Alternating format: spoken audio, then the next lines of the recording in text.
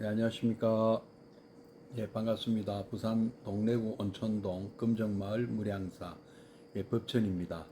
법천 스님과 함께하는 불교 교실 밴드에서 매주 화요일 수요일 저녁 7시부터 8시까지 라이브로 찾아뵙고 있습니다.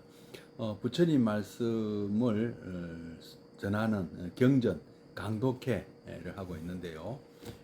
예, 회장님, 정갈보살님, 신보살님, 반갑습니다.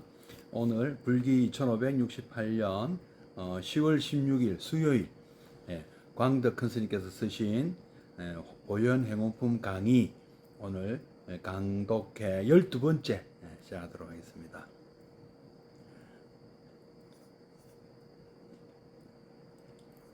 오늘은 이제 날씨가 비온 뒤라 오늘 날씨가 잠깐 좀 습한 날씨였습니다. 예, 동희스님 반갑습니다. 예. 이번 이 비가 끝이면 이번 주말부터는 좀 많이 조금 기온이 많이 떨어진다고 합니다. 예, 또 건강 관리 늘 유의하시기 바랍니다. 자, 오늘은 교재 불강 출판사에서 펴고 광덕 큰 스님께서 쓰신 보현행원품 강의 45페이지 읽어볼 차례입니다. 교재가 없으셔도 귀담아 들으시고 또 제가 천천히 한번 읽어드리겠습니다. 그리고 한번 읽고 또 같이 한번 또 새겨보도록 하겠습니다. 예, 수정보살님, 예, 반갑습니다. 예. 자, 그러면 먼저 3기열이부터 해야 되겠습니다. 3기열이부터 하겠습니다.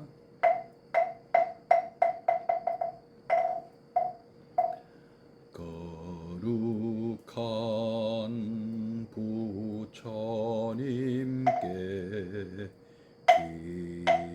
기합니다. 거룩한 가르침에 귀합니다. 거룩한 승가에게 귀합니다.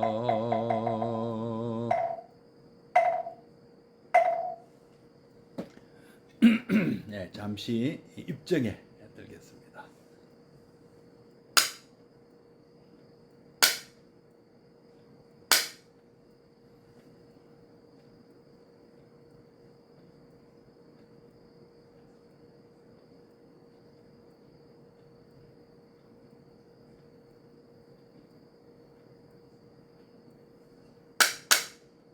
네, 입정 바로.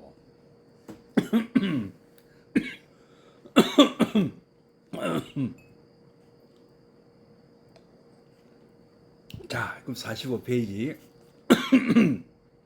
먼저 천천히 읽어보겠습니다.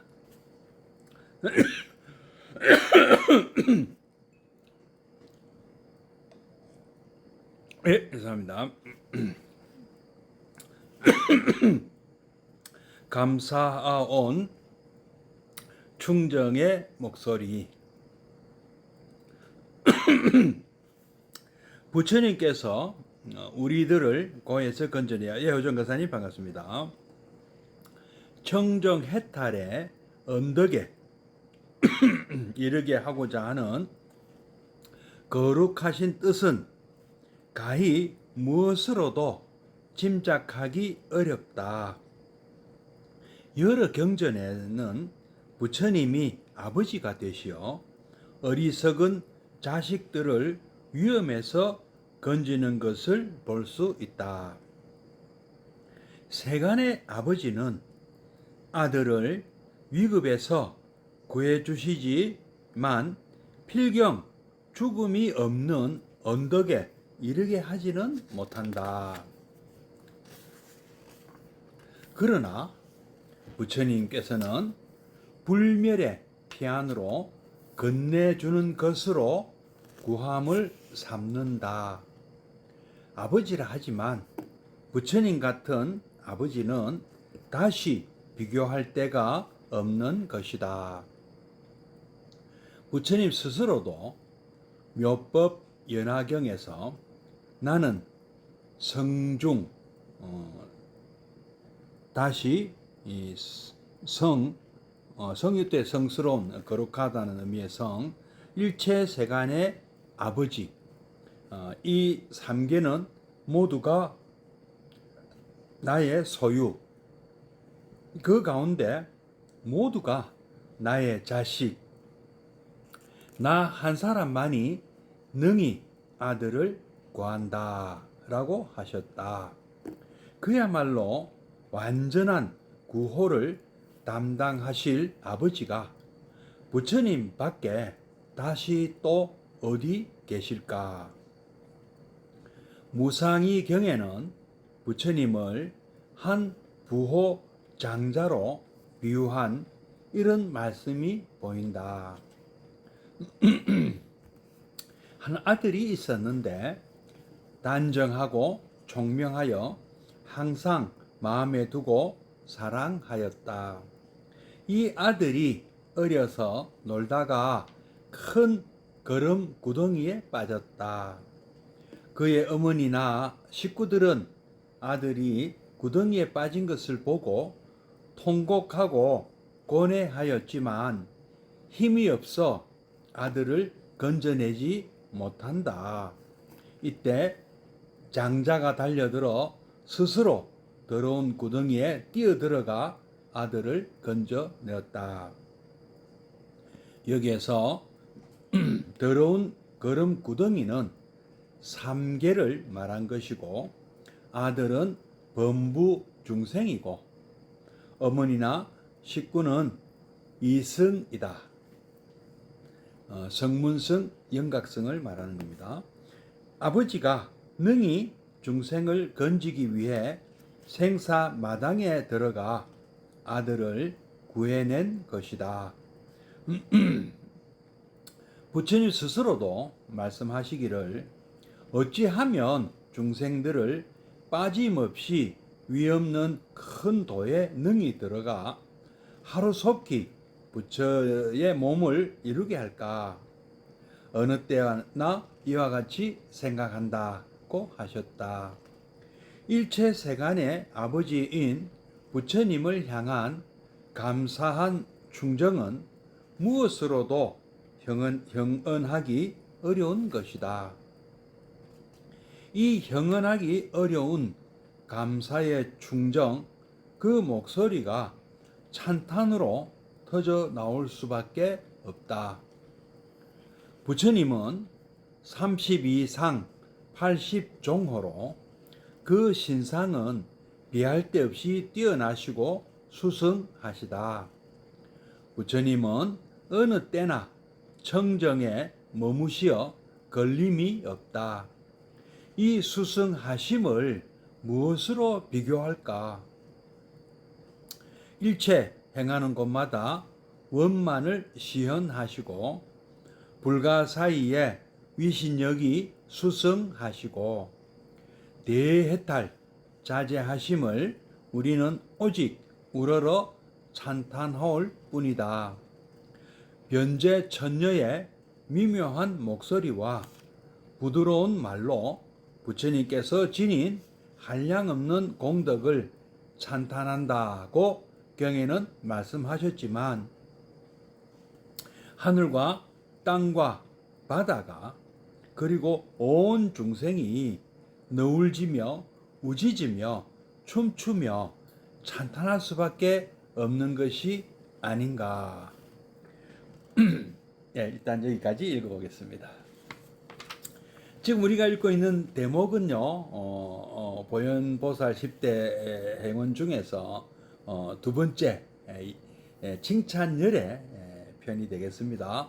앞에 어제도 말씀드렸습니다. 예경제불원에서 우리는 부처님을 세상 모든 어디 곳에 계시고 어느 곳에 계시는 그리고 일상 우리가 만나는 모든 분들이라고 보시면 됩니다. 그분들께 예경하는 법을 먼저 배웠습니다. 예경한다는 것은 어떤 존경하고 어떤 그 예의를 다 차려서 존경한다는 것이죠. 그것을 마음도 존경하는 마음을 갖는 것이고요. 그 다음에 이제 이 칭찬 열애처럼 또 이렇게 말로 언어로 표현하는 것도 예경제불 안에 당연히 포함되는 것이죠. 예, 그 예경제불의 또 다음 단계이면서 또 그 예경제불을 실천하는 방법이 되겠습니다. 그래서 칭찬 열애 지금 그것을 배우고 있는 중입니다. 부처님께서는 우리들을 고해에서 건져내어 청정해탈의 언덕에 이르게 하고자 하신다. 그렇죠. 부처님께서는 우리를 고해에서 건져내시기 위해서 스스로 깨달음을 얻으셨을 때, 성도하셨을 때 혼자 그냥 뭐 깨달았으니 이제 더 이상 나는 이렇게 번뇌에 시달릴 까닭이 없죠, 그죠? 그런데도 부처님께서는 누굽니까? 우리 범천의 권청을 받죠. 범천의 권청을 받습니다. 왜 범천이 부처님께 설법을 청했느냐 하면은 부처님께서는 성도를 이루시고 내가 이루긴 했지만 참 이 내용이 심오하고 참 물론 깨닫기도 참 힘들었습니다만은 뭐 이러한 것을 과연 알아듣는 것은 알아듣는다 치더라도 과연 실천에 옮길 수 있을까 하는 그런 마음 생각을 하셨던 것 같아요. 왜냐하면은 너무나 이 사람들은 탐진치 이 삼독에 중독이 되어서 벗어나야 된다는 사실을 전혀 모르고 있고 또 안다 하더라도 벗어나려고 하지 않을 것이라고 이제 그런 걱정도 되는 것이었죠. 실제로 우리가 뭐 이 좋은 법을 몰라서 우리가 이렇게 고해 중생이 되는 것은 아니잖아요. 뻔히 알아도 이 실천을 못하기 때문에 이 번뇌에서 벗어나지 못하고 있습니다. 우리 삶이 참 힘든 거죠. 욕심내 이렇게 더 이상 욕심내면 안 되는데 이 욕심이 넘쳐가지고 오히려 손해 보는 경우가 얼마나 많습니까? 뭐 사기 당하고 보이스피싱 당하고 뭐 오만 그 어떤 잘못된 투자, 잘못된 판단, 굉장히 그 참 고통을 많이 받고 있죠. 선택 왜 이렇게 나는 이렇게 좋은 방향이 있는데 잘못된 길을 접어들었을까? 지나고 보면 너무 욕심을 내었거나 또 어리석었기 때문에 그런 경우가 많죠. 뭐 다 욕심 때문에 어리석어지는 것이 또 있고 어리석기 때문에 욕심내는 수도 있습니다. 그리고 어리석기 때문에 참 잘 이어나가야 할 인간관계가 파괴되는 그런 사례도 아주 많습니다. 지금도 뭐 그렇다고 봐야 되지 않겠습니까? 이런 것을 부처님께서는 극복하는 방법을 원리를 알아내셨고요. 원리를 깨달으셨고 그 극복하는 방법은 이제 이 범천이 부처님께서 설법을 포기하려는 찰나에 범천이 나타나서 그래도 부처님께서 그 깨달으신 바를 설명을 하시면 이해를 하는 사람도 있을 것이고 또 부처님께서 권하시는 그 수행법 또는 실천법을 따라서 부처님처럼 이렇게 성도 따라서 깨달음을 얻을 사람들이 있다. 이 사막도 또는 우리 삼독심에서 벗어날 수 있는 그런 자질이 있는 사람들도 있지 않습니까? 하고 설득을 하셨다. 그러니까 부처님께서 그렇죠. 사람들에게는 이해하고 또 실천할 수 있는 능력이 있습니다. 라고 보셨죠. 있다고 보셨죠. 그래서 설법에 나서셨죠. 그래서 나만 생로병사 극복하고 탐독심 극복하고 이 윤회에서 벗어나면 그만이다 이런 생각을 안 하시고요. 우리 아버님, 어머님 그리고 그 부인 그리고 그 아들 그리고 그 석가족 모든 중생들 그 당대에 인도 대륙에 살고 있는 많은 사람, 수많은 사람들, 그리고 미래 또 이 미래에 살게 될 인류 모두에게 이런 식으로 하면 고해에서 벗어나서 청정해탈의 언덕에 이를 수가 있다. 저 언덕에 도피할 수가 있다 하는 그것을 그런 발언을 하셨잖아요. 부처님도 그런 마음을 내셨잖아요. 그것이 바로 거룩하신 뜻이고, 그 뜻은 우리가 좀 너무너무 우리가 고맙게 여겨야 된다. 만약에 그런 마음을 안 드셨다면 수많은 과거에도 이런 깨달음을 얻은 사람들이 있다고 보는 거죠. 영각, 뭐 독각하는 그 있잖아요. 연기의 법칙이라는 것은 우주적 진리니까 그런 진리를 깨닫고도 이렇게 뭐 다른 사람에게 안 알려주고 가신 분도 있을 것이다. 그래서 벽지불, 뭐 독각 이런 분도 있었겠나. 뭐 우리 부처님은 거기서 머물지 않으시고 우리에게 정말 이렇게 세세하게 자상하게 가르침을 주고 가셨다. 제도를 하고 가셨다. 이것이 얼마나 우리가 참 이 거룩하신 뜻이 고맙느냐. 이러면 이걸 이제 찬탄하자 이런 데 이어지는 것이죠. 그리고 또 그 뭐 이 교수님들이나 뭐 일부 좀 뭐랍니까 좀 뭐 그 제가 생각할 때는요, 불자라고 불자가 아닌 분들은 그럴 수 있겠어요. 뭐 우리가 예수, 뭐 석가, 뭐 이런 식으로 부처 이렇게 부를 수, 붓다 뭐 이렇게 부를 수 있는데, 적어도 우리 불자님들은 그렇게 불러서는 안 된다고 생각합니다. 붓다, 뭐 부처, 뭐 이렇게 부르시면 안 되는 것 같아요.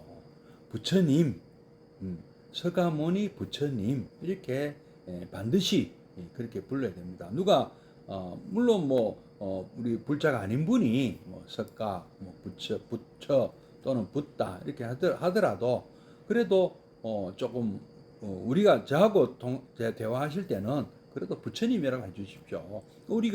우리도 그렇게 하잖아요. 우리가 그 이웃 종교 교인을 만나면 예수 이렇게 그분 앞에서는 예수님 해드려야 이 법도가 맞다고 저는 생각합니다. 이웃 종교에 또 우리가 님자를 붙이는 이런 우리 문화가 있잖아요. 함부로 우리는 함부로 아랫사람 대하듯이 그렇게 해서는 안 된다. 우리 문화가 그렇습니다. 뭐 서양 문화에는 그런 게 없겠죠. 인도 문화에도 없고요. 뭐 중국 문화에 있는지 모르겠습니다만은 우리는 한국 문화에서 큰 사람들 아닙니까? 그럼 당연히 뭐 석가모니 부처님 붓다 하지 말고 부처님 그럼 뭐 붓다 이러면 뭐 멋있게 보이는지 내가 모르겠습니다만은 그러지 마시고 분명하게 부처님 하고 불러주시면 좋겠습니다. 열의 경전에는 이 부처님께서 아버지가 되시어 어리석은 자식들을 위험에서 건지는 것을 볼 수가 있습니다. 그렇죠. 뭐 법화경이 뭐 수많은 경전에 있다고 합니다. 세간의 아버지는 뭐 물론 아들을 참 어린 아들을 구해주고 뭐 나이 든 아들은 모르겠습니다. 예, 김하선님 반갑습니다. 나이 든 아이들도 뭐 도와줄 수 있으면 아버지가 도와줄 수 있으면 도와주겠죠. 능력이 안 돼서 못 도와줄 수는 있겠지만 그죠? 예. 근데 우리 정말 우리 부처님께서는 우리를 세간의 아버지하고 다르게 우리는 저 언덕, 깨달음의 언덕, 궁극적인 행복이 있는 언덕, 필경 윤회에서 벗어나는 죽음이 없는 언덕에 이르게 해주신다. 그러니까 일반 세속적인 아버지보다 훨씬 더 훌륭하신 아버님이죠. 불멸의 피안으로 건네주신다. 율법연화경에도 뭐 나는 성중이요 성인이요 일체세간의 아버지요 이 삼계는 모두가 나의 소유요 그 가운데 모두가 나의 자식이요 오르니 나 한 사람만이 능히 나의 모든 아들들을 구한다. 요때 이제 아들만 구하겠어요. 그럼 딸은 안 구한다는 말인가? 우리가 불자 할 때 아들 자자로 쓰지만 그때 자식 자자죠, 그죠? 우리 모두가 여러분 불자님들은 부처님의 아드님이시고 부처님의 또 따님이시잖아요. 그죠? 그래서 요거는 아들만 구하는 것이 아닙니다. 예. 이러한 완전하게 우리를 이렇게 참 구해주시는 분은 부처님밖에 또 어디 계실까? 무상의 경이라는 경전에서는 또 부처님은 부호장자로 비유한 이름. 우리 그 삼계 화택의 그 법화경의 삼계 화택의 비유나 뭐 보면 또 우리 저 망자 저 뭡니까 탕자의 비유 뭐 여러 가지 비유에 보면 이 부처님께서 아주 그 아버지로 많이 등장하시지 않습니까? 무상의 경에도 이 참 그런 얘기가 있는데요. 한 아들이 있었는데 아버지가 그 아들을 참 사랑하였는데 이 아들이 놀다가 어린 아들이 놀다가 큰 거름 대비 쌓아놓은 빠지고 이제 막 그 몸이 늪이죠. 맞아. 늪 같은 거죠. 몸부림칠수록 또 빠져 들어가는 그런 데 빠졌나 봐요. 그래서 주변에 있는 옆에 있던 어머니나 다른 식구들은 힘이 약해서 잘못하면 자기도 죽을까봐 참 뛰어들지 못하고 있는데 아버지는 건장한 아버지, 힘이 센 아버지는 뛰어들어서 아들을 건져냈다는 것이죠. 여기서 이 그 빠져드는 늪구덩이는 바로 우리 삼계다. 삼계, 욕계, 색계, 무색계. 바로 우리가 살고 있는 이 세상을 말하는 것이고 아들은 바로 우리 그 범부 중생, 범부 중생이고 어머니나 식구는 말하자면은 성문성이나 영각성이다, 독각성이다. 그러니까 이런 분들은 구조할 힘은 없다.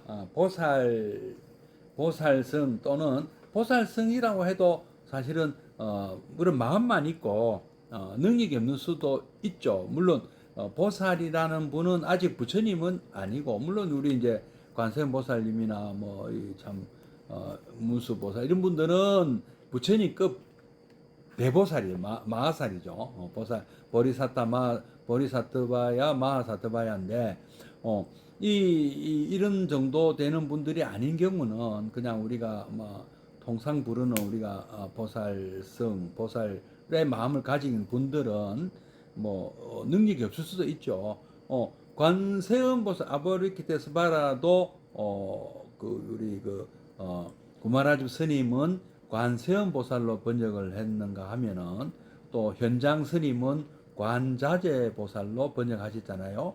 여기는 같은 말인데 관세음이라는 표현은 어떤 그 자비심을 극대화시킨 거죠. 그 중생의 어떤 대비심, 그 중생의 아픔을 보시는 그런 분이다. 새 우는 소리를 듣는 분이다. 그죠? 그런 뜻이라면 관자재는 구해줄 수 있는 그런 능력이 있다. 자유자재할 때 그 자재는 능력을 얘기하는 거잖아요. 그래서 자비심과 능력을 다 갖추신 분이죠. 관세음보살은요. 그 바로 부처님이나 다름없죠. 근데 부처님은 이렇게 중생들을 꺼내주실 그런 그 자비심도 있으시고 또 구해내시는 그런 지혜나 반야가 있는 분이잖아요. 그 부처님 스스로도 말씀하시기를 어찌하면 중생들을 빠짐없이 위없는 큰 도에 능히 들어가 하루속히 부처의 몸을 이루게 할까. 어느 때나 나는 이와 같이 생각한다고 하셨다. 그렇죠. 부처님께서 원하시는 것은 우리를 구해주는 걸로 끝내는 게 아닙니다. 우리가 늘 영원히 우리가 어린이로 남아있는 것을 원하시는 것은 아닙니다. 우리 사무량심에서 우리가 여러 번 말씀드렸습니다. 대자, 대비. 우리는 부처님께서는 우리를 한없이 아끼시는 대자, 아끼는 마음을 갖고 계시지만 또 갖고 계시고 또 대비, 또 우리를 어여삐 여기고 불쌍히 여기는 마음도 갖고 계시잖아요. 아끼고 불쌍히 여겨서 우리를 돌봐주시는 그런 분이면서도 동시에 또 대희 대사의 또 마음도 갖고 계세요. 대희라는 것은 우리가 성장하는 것을 기뻐한다는 것이죠. 여러분들의 자녀가 사춘기를 거쳐서 어엿한 어른으로 성장하는 것을 기뻐해 주신다. 그러다가 어느 이제 다 컸구나 하는 그 마음을 가질 때는 대사라고 그러죠. 대사. 이제는 이제는 다 컸다. 이제는 어른 독수리다. 마치 독수리 새끼 독수리가 어미가 물어다 주는 그 먹이만 먹다가 어느 날 훨훨 하늘을 창공을 나는 것처럼 우리도 부처님의 돌보심 이을 받다가 이제는 우리도 어엿한 어른 독수리 어른이 돼야 된다. 그런 것이 바로 부처님의 어떤 원하시는 바다. 사무량심은 그런 것이다. 일체 세간의 아버지인 부처님을 향한 이 감사한 마음, 충정은 무엇으로도 형언하기 어려운 것이다. 이 형언하기 어려운 감사의 마음, 충정된 마음이 그 목소리가 찬탄으로 터져 나올 수밖에 없지 않느냐. 이런 말씀이죠. 강덕 스님 말씀은요. 부처님께서는 30 이상 80종호, 원래 30 이상 80종호는 당시 부처님께서 등장하셨던 2600년 전에 인도 대륙에서 전륜선왕의 어떤 기다리는 마음, 영웅대망론이라 할까요? 그러니까 뭔가 수많은 나라로 쪼개져서 전쟁과 약탈, 살육 이런 어떤 그런 암울한 시대에서 이 인도 대륙의 많은 나라들을 하나로 통일한 군주가 나오면 평화가 오지 않겠느냐. 중국에서 전국 시대 때도 그런 그 주장을 하는 분들이 있었어요. 그래서 진시황이 결국에는 통일을 했고요. 서구도 마찬가지죠. 알렉산더 대왕 같은 분들 등장했고, 또 이제 로마의 카이사르 같은 그런 황제, 훗날 이제 카이저 황제가 되는 아우구스투스로 이어지는 그런 이제 역사가 나오듯이 인도 대륙도 결국에는 이제 부처님께서 인멸하시고 한 200년 정도 지나서 아쇼카 대왕이라는 걸출한 영웅이 나타나서 그 당시에 인도 대륙 문명권을 통일을 하게 되죠. 이런 거 보면은 부처님도 탄생 직후에 여러 아지타 선인이라든지 여러 예언을 받잖아요. 이분은 나중에 자라서 전륜성왕이 되시거나 아니면 부처님이 되신다. 안욕따라 삼야삼붓다. 붓다가 되실 분이다. 부처님이 되실 분이다. 하고 예언을 받지 않습니까? 근데 그 말은 단지 시대적인 요청은 크게 두 가지 길이 있었다. 하나는 무력으로든 물론 그 전륜성왕의 개념은 무력의 개념은 아니죠. 통일 군주가 등장해야 된다는 어떤 당위성을 얘기한 것이고, 그러나 부처님은 그 길을 택하지 않으셨고 사람들의 의식을 개혁한다. 제도 개혁 갖고는 한계가 있다. 의식 자체를 개혁해야 된다고 보셨던 것 같습니다. 그래서 아까 범천이 권청했다는 것도 부처님께서는 전륜성왕의 길을 선택하지 않으시고 본인이 이제 스스로 깨달으시고 그 깨달은 바 내용을 가지고 사람들의 어떤 의식을 이렇게 살면 안 되고 우리는 이런 삶을 살아야 된다 하는 어떤 그 모범 답안을 우리에게 제시하신 거죠. 인류는 이렇게 살아야 된다. 그렇게 된 그게 불교죠. 예. 이 30 이상 80종호는 바로 그 전륜성왕의 용모라고 제시가 된 겁니다. 그런데 부처님은 전륜성왕 같은 그런 용모를 타고나셨다라고 이렇게 설명을 하는 것이죠. 그러니까 얼마나 저절로 사람들이 우러러서 항복하고 굴복한다. 근데 부처님께서는 그런 어떤 위력으로 항복받으시는 게 아니고 그 참 용모도 탁월하시지만 저절로 고개가 수그러지도록 그렇게 만드시는 그 어떤 마음에 커다란 마음이 느껴지는 것이죠. 부처님께서는 어느 때나 청정에 머무시어서 걸림이 없다. 이 수승하심은 무엇으로 비교할까? 일체 행하는 곳마다 원만을 시연하시고 불가사의한 위신역이 스승하고 대해탈 자제하심을 우리는 오직 우러러 찬탄하올 뿐이다. 변제천녀, 그 참 목소리 좋고 말 잘하는 변제천녀의 미묘한 목소리와 부드러운 말로 부처님이 지닌 한량없는 공덕을 찬탄한다 하고 우리 경기에 나왔죠. 하늘과 땅과 바다가 그리고 온 중생이 너울지며 우주지며 춤추며 찬탄할 수밖에 없는 것이 아닌가. 강도 스님은 이렇게 찬탄하셨습니다. 자, 우리 또 47페이지 또 계속 읽어보겠습니다. 예, 일체 중생을 찬탄하자. 우리는 나면서부터 숨을 거둘 때까지, 아니 그 이후까지도 많은 이웃들과 함께 살아간다. 눈을 떠도 만나고 눈을 감아도 만나는 수많은 이웃들, 다정한 이웃들, 그 모두가 때로는 고맙게, 때로는 믿게, 때로는 무심하게 만나고 헤어진다. 그러나 이분들이 실제로는 부처님인 것을 누가 알았던가? 앞에 예경장, 예결제물원에서도 말씀드린 바 있지만 이분들이 실로 불가사의한 것이다. 닦고 버릴 것 없이 원래 지극히 밝고 묘하고 수승한 공덕이 넘쳐나 있는 것이다. 어떠한 생각에도 상관이 없고 어떠한 망념에도 상관이 없다. 모든 인연에 초월하고 일체 형상을 뛰어넘은 것이다. 부처님께서 무상이경에서 말씀하시기를 생도 없고 태어남도 없고 멸도 없고 사람도 없다. 더함도 없고 덜함도 없어 항상 되고 영원하고 고요하고 거기 머문다고 하셨다. 본성이 청정해 물들미 없고 번뇌에서 벗어나 열애의 법과 상응한다 하였다. 무가 가치가 무한한 여의 보주로 비유하기도 하였다. 원만하고 정결하여 더러운 것에 백천급을 던져버려도 이 여의 보주 보배 구슬은 보배임은 변하지 않는다 하였다. 그러기에 부처님 스스로가 이들 중생에게 하열한 마음을 내지 않는다 하였다. 모든 중생에게 존중심을 낸다고 하였다. 부처님에 대한 공경으로 대해야 한다고 하였다.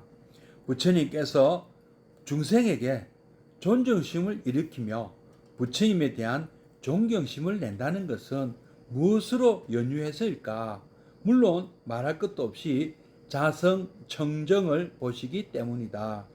번뇌에 덮여 있어 중생이라 하지만 부처님께서는 번뇌는 무력 무능하고 근본이 없음을 보신 것이다. 근본이 없으므로 자성이 없으므로 허망한 망상에서 일어난 것이다. 진실한 바탕이 없는 것이다. 설사 번뇌가 있어도 물들미 없는 것을 보신 것이다. 부처님은 이렇게 보시고 이렇게 말씀하셨으니 우리는 마땅히 믿음으로 이 가르침을 받들어야 할 것이 아니겠는가. 우리가 대하는 온 이웃 일체 중생이 열애성인 것이다. 부처님의 무량 공덕성을 여의지 않고 있는 것이다. 그러므로 부처님에 대한 찬탄은 바로 일체 중생에 대한 찬탄이 되지 않을 수 없다.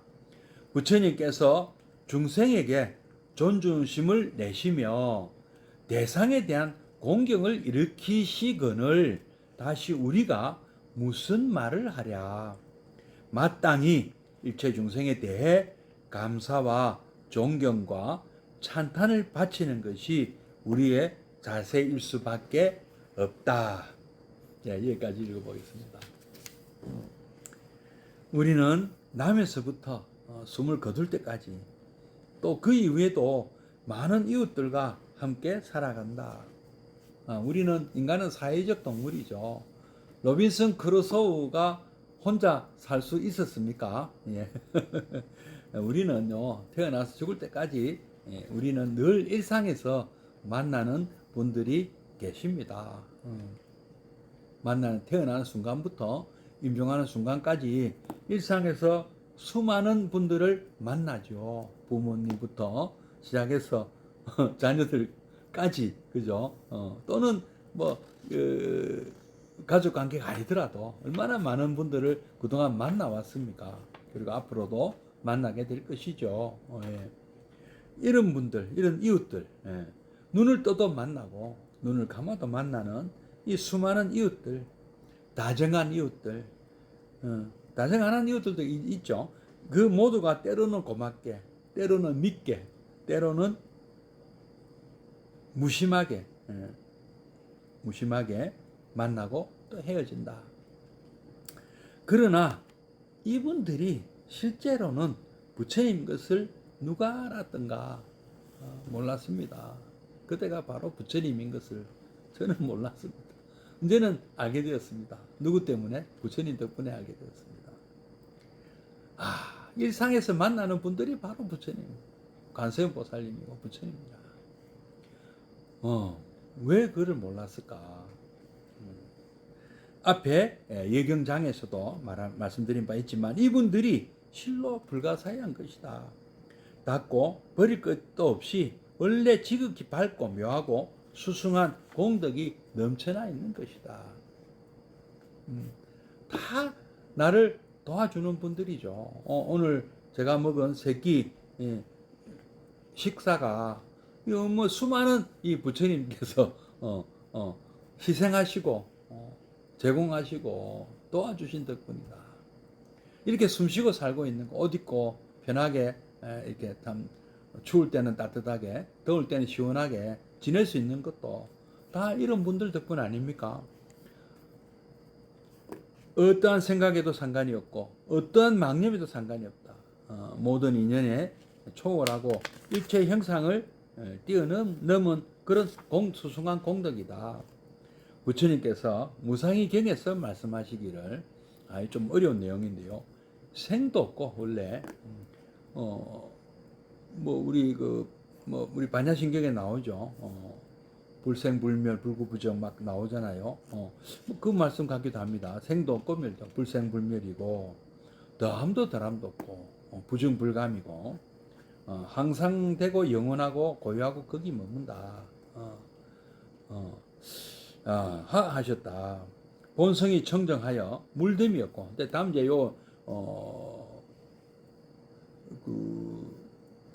공 안에는 그렇다는죠. 공중무색이고 공중이라는 이제 표현이 나오는데요. 어쨌든 원래 이게 본성이다. 본성이 청정해서 물됨이 없고 본래에서 벗어나 열애의 법과 부처님의 법과 상응한다. 같다. 마치 이것은 무한한 가치를 가진 여의보주다. 여의 어디 뜻대로 소원 다 들어주는 아주 법의 구슬이나 다름없다.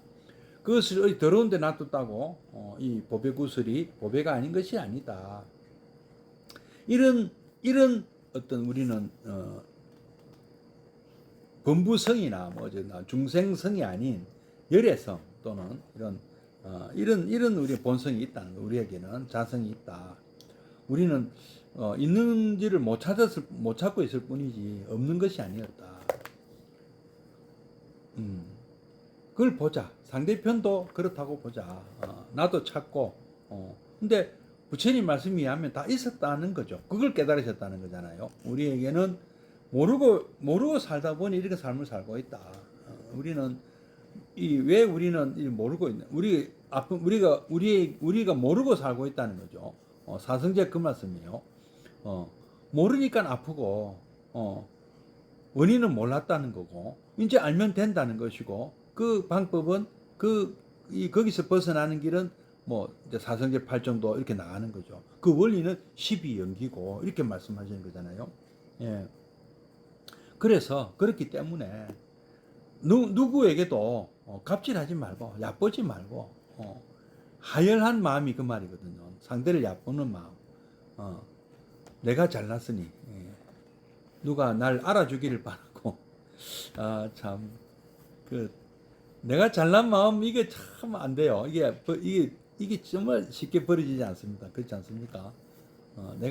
내가 좀 이렇게 부각돼야 되고 누군가 나를 칭찬하는 건 좋은데 누가 날 깔보는 거는 싫어요. 그죠? 그 자기가 깔보는 거 싫고 누가 갑질하는 거 싫으면 그 자기도 안 해야죠. 본인도 어, 본인만 소중하게 여기지 말고 상대편도 소중하게 여길 줄 알아야 되죠. 저분도 내가 갑이라고 갑질하지 말고 을이라고 또 비굴하게 할 것도 없습니다. 같습니다. 그죠? 부처님에 대한 모든 중생에게 부처님께서는 그런 마음을 안 가진다. 하열한 상대편을 낮춰보고 하는 것 없다.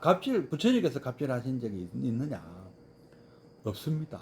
처음부터 없었던 것 같아요. 왕자 때부터 없었던 것 같아요. 이 부처님 생애를 보면은 뭐 제가 지켜본 것은 아닙니다만은 왕자 때부터 좀 그런 면이 없었던 것으로 보입니다. 물론 그 이제 드라마나 뭐 이렇게 경전에는 좀 이렇게 너무 이렇게 좀 뭐랄까 좋게만 표현했는지는 모르겠습니다. 뭐 그러나 그렇게 보였고 또 깨달음 얻으신 이유도 이렇게 설법하시는 이 내용을 보면 경전에 표현되는 그런 말씀하시는 내용이나 이런 거 보면 전혀 그런 마음이 없으신 것 같더라.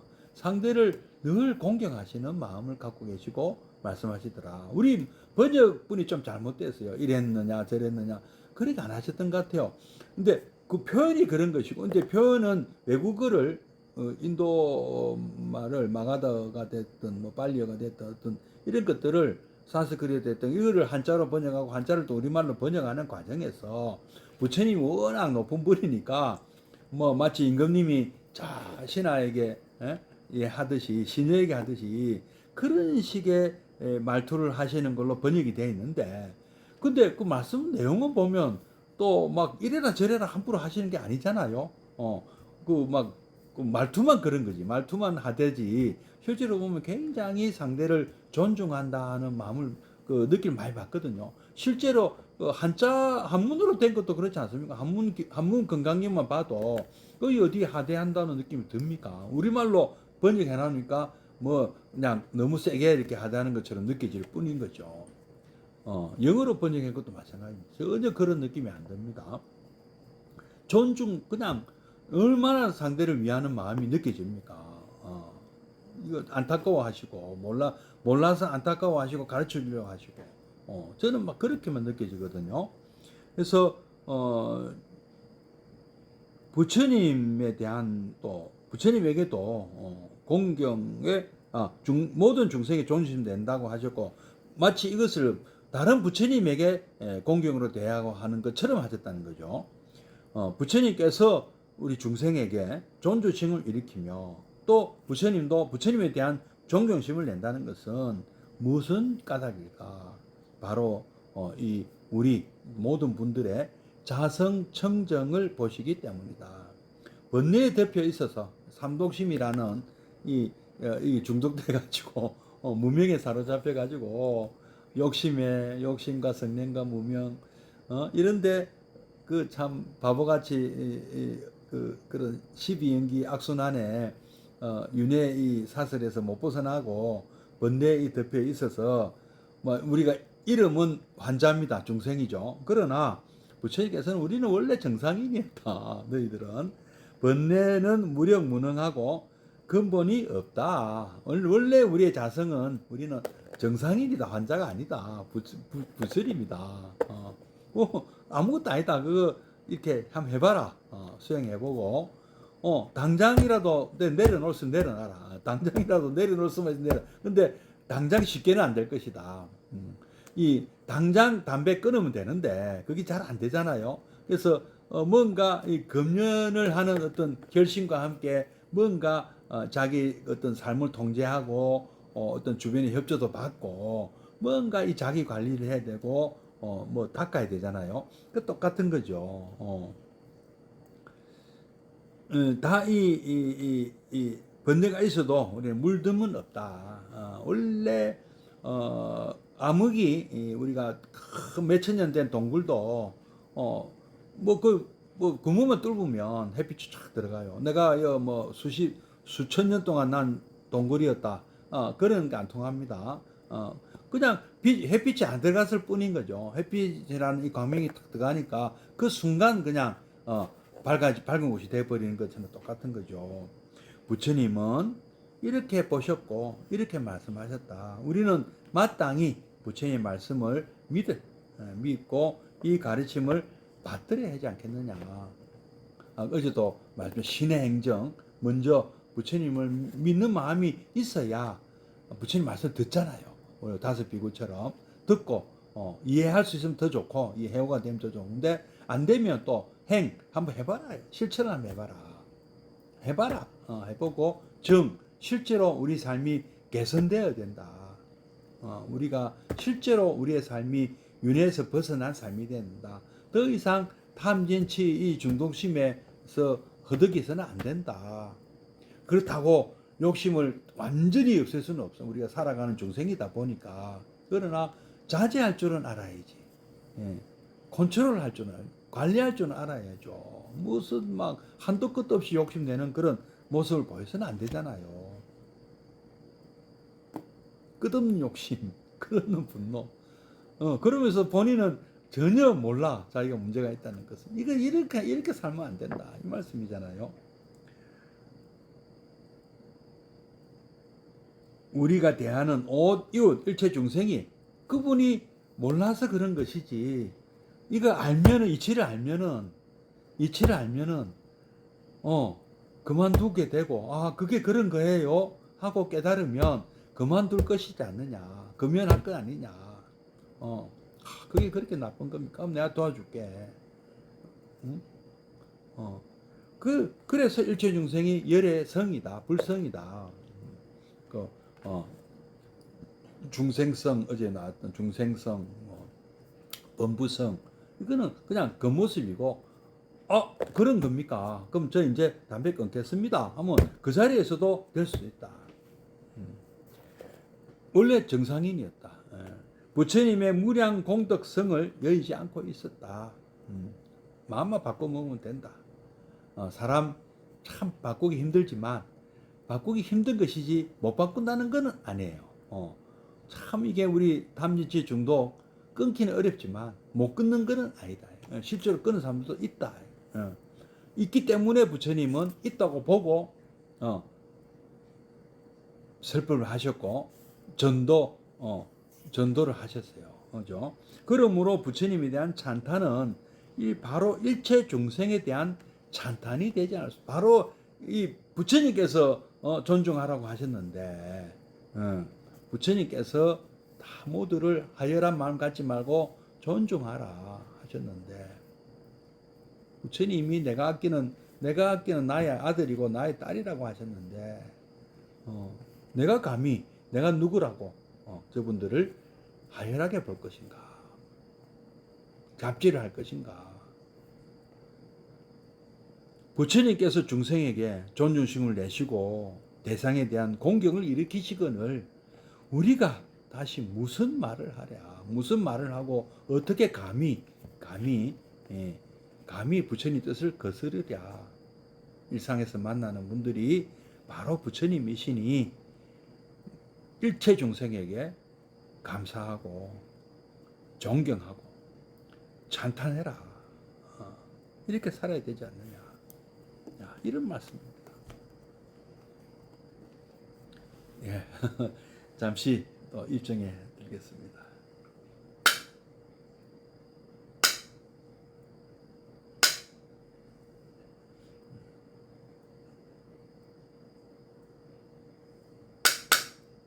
입증 바로 사홍서운과 보현행원 마치도록 하겠습니다.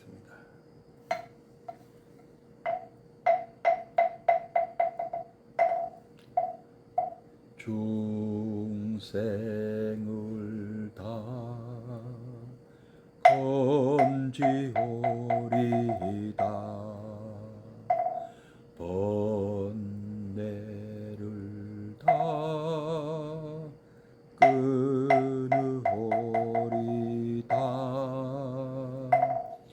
법문을 다 배우리다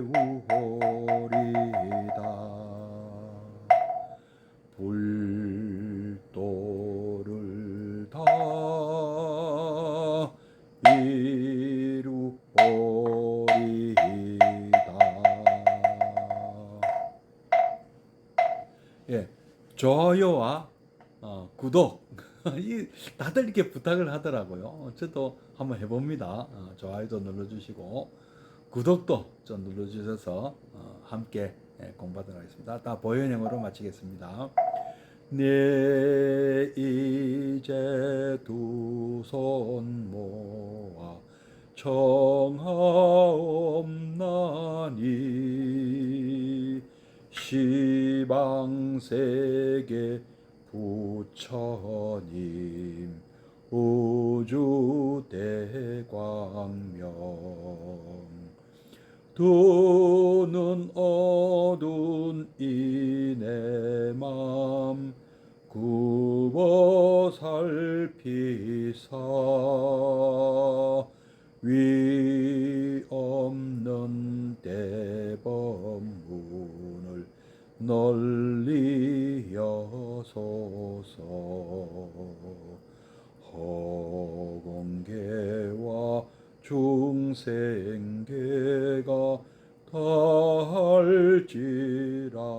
다할지라도 오늘 세운 이 서원은 끝없사오리.